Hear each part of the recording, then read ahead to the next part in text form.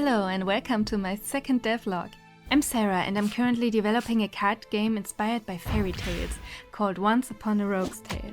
It's a mix of Slay the Spire and White Frost, with an additional dice mechanic that adds a strategic layer of depth. Today I want to show you how I create new characters for the game. The characters are really important, so I spend quite a bit of time on them. I usually do a lot of research first. As I'm from Germany and therefore very familiar with German fairy tales, I tend to stick to those a lot. But sometimes I look at fairy tales from other countries too. I also get lots of great suggestions from fairy tales from the community. I always look at all the suggestions, and if a fairy tale works well with my game, I'm happy to use it. So if there's a fairy tale you particularly like, let me know in the comments. Maybe there will even be a new character or event based on it in the future. How I created the Gingerbread Witch. First, I read the fairy tale in question again carefully and make notes. I also do this with well-known fairy tales like Hansel and Gretel, because sometimes you don't have the details in your head. I also look if there are different versions of the fairy tale and study the differences. I write down everything important. Which characters appear, which locations are in there, and which objects are mentioned. This can be really important later on. After all, I don't just want to bring a new character into my game, I also want to design cards for them. Ideally, the cards will fit thematically with the fairy tale. The witch is usually described as almost blind and able to smell her prey like animals. She becomes aware of Hansel and Gretel because they eat from her house. Then she invites them to her house, gives them a good meal and 2 cozy beds.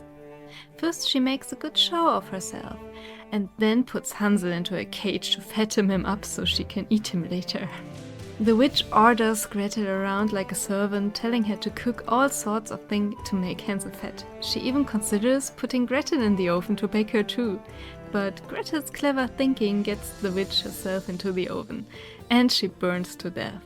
But if you've been following me and my game for a while, you know that I like to present things a bit differently. Above all, I believe that fairy tales are no longer fitting for the times due to their age and therefore benefit greatly from a new version. In my game, the witch isn't evil and she doesn't eat children. She lives in her gingerbread house and earns her living by baking biscuits. She likes to add a little spice to them with a dash of potion here and there, which give them a new flavor and often has also positive effects. She was also instructed by the evil queen to make the transformation potion that turned the frog king into a frog. But that's all I'm allowed to say about that right now. In order to deviate from the typical image of a witch, I thought about giving her a slightly hipper look. I made a few sketches to see which direction I want to take. Ultimately, I decided that the best look was long white hair and an angular, serious, yet friendly face. However, I found flared trousers more suitable than the skirt. For the card illustration, I really wanted to include her gingerbread biscuits and, above all, show even more details. What do you think? Did she turn out well? Or would you have preferred a really wicked witch? So her design and the card illustration were finished. But that's not all. Creating the ability set.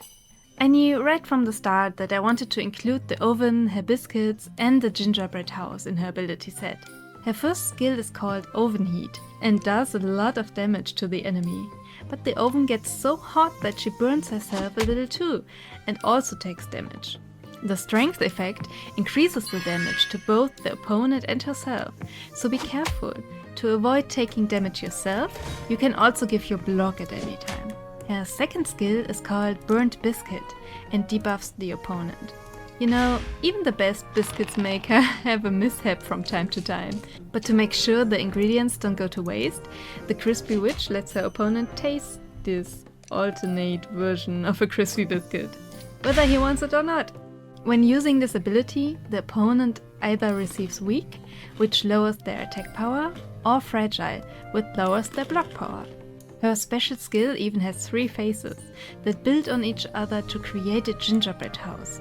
First, the skill is called Delicious Facade, and when you use it, you build the basic pillars of the house. This gives you either 2, 3 or 4 block and 1 endurance. After using the skill once, it changes to Ingenious Roofing, which gives you block and endurance, similar to the first version, but also turns 2 dice into jokers. If you use the skill again, it changes to Sweet Details and is even stronger than before. But the most important thing is that it now gives you endurance for a 3rd time. And this is where the witch passive ability is triggered. If she has 3 endurance, you get the Crispy Hut card in your hand.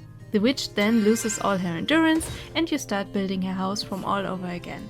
Crispy Hut is a pretty powerful hand card because it creates 2 random biscuit cards. These cards are very cheap and have powerful effects. That's why it's not so easy to get a hold of them. I always try to give each character a special play style, and as you may have noticed, the Gingerbread Witch is all about random. With a bit of luck, she can be a very strong character. She works a little different as an opponent, as she can't draw cards. I won't go into detail here, because you can always play the demo of Once Upon a Rogue's Tale on Steam, and meet her as an event opponent in the first chapter of Red Riding Hood. Creating handcards that fit her playstyle. As I mentioned at the beginning, every playable character comes with a set of handcards.